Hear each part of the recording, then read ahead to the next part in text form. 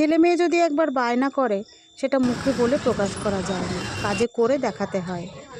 সন্ধ্যায় বোন ফোন করে বলল একটু সবাই মিলে বাজারে চলে আয়। আমরাও রেডি হয়ে বেরিয়ে পড়লাম বাজারে, কারণ ওই যে পুচুকে সেদিন যে জামাটা দিয়েছিলাম না, ওটা একটু ছোট হয়ে গেছে, চেঞ্জ করতে হবে। দেখলাম ওরা এসছে, এই সুযোগে একবারে চেঞ্জও হয়ে যাবে, তাই তো সোজা বাজারে বেরিয়ে চলে গেলাম সিটি বাজার মেট্রোতে। জামাটা চেঞ্জ করার সাথে সাথে চারিদিকটা ঘুরে দেখছিলাম শীতের কালেকশান কী এসছে। চারিদিকটা ঘুরে দেখলাম খুব বেশি শীতের কালেকশান আসেনি, খুব কম দু একটা এসছে।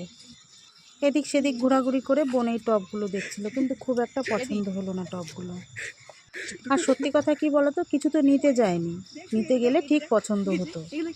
আমাদের উদ্দেশ্য তো একটু ঘোরাঘুরি করা এদিক ওদিক, আর কিছুই না। যদি নেওয়ার হতো ঠিক এর মধ্যে বেছে পছন্দ করে নিতে পারতাম।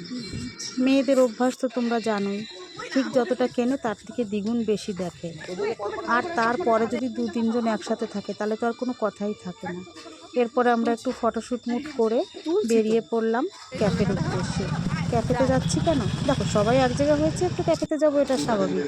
কিন্তু এখানে একটা বায়না আছে, ওই যে বললাম ছেলে মেয়ে যদি বায়না করে মুখে বলে সেটা প্রকাশ করা যায় না।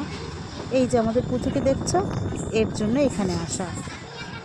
ওর বার্থডের ভিডিও তো তোমরা দেখেছো। ওর ইংলিশ বার্থডে নাকি কালকে ছিল, আর আজকে বাংলা, সেটাও পালন করতে হবে, তাও আবার কোনো ক্যাফেতে গিয়ে। তাই তো মেয়ের ইচ্ছেকে প্রাধান্য দিয়ে এখানে আসা।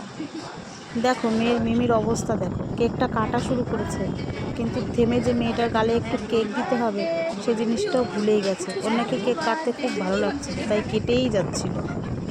ভাবা যায় এইসব পাগল গাছে ধরে না মাটিতে হয়। সব কিছুই ঠিক ছিল, জানো তো। আগে পরে বাঙালিবাবুর আহার আমিনায় এসেছি, খুব ভালো লেগেছে। আমি দু একটা ভিডিও করেছি এই নিয়ে, কিন্তু আজকে এসে না বিচ্ছিরি একটা অভিজ্ঞতা হলো। আহার আমিনাটা শুরুটা যেমন ছিল, এটা এখন কিন্তু সেরকম নেই। খাবারের কোয়ালিটি তো বাজেভাবে চেঞ্জ হয়ে গেছে। দেখো মোমোগুলো দেখে হয়তো তোমরা বুঝতে পারবে, মোমোগুলো জানো তো পুরো ঠান্ডা ছিল, ফ্রিজে ছিল মনে হয়, ভিতরটা মোমোর পুরো ঠান্ডা। কেউ খেতে পারেনি মোমোগুলো, বিচ্ছিরি দু একটা দিয়ে তো গন্ধও বেরোচ্ছিল। ওনাদের বলা হয়েছিল, ওনাদের বলাতে ওনারা বললো যে না এটা আজকেরই মোমো। তর্ক বাড়ালাম না, কথা বাড়ালাম না, আমরা জাস্ট মোমোগুলো রেখে দিলাম।